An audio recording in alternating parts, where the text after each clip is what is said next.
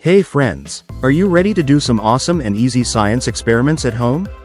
I'm your name, and today I'm bringing you 3 fun science experiments. Put a little baking soda into the cup, add some food coloring, and now, the big moment, add vinegar. Look at that, it's like a real volcano.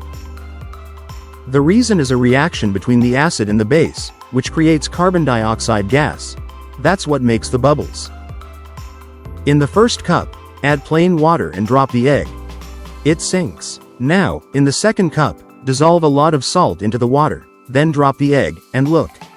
It floats. Because the salt makes the water denser than the egg, so the egg floats. Now let's try the magic pepper trick. Sprinkle black pepper on the water, then touch the surface with a finger that has dish soap on it.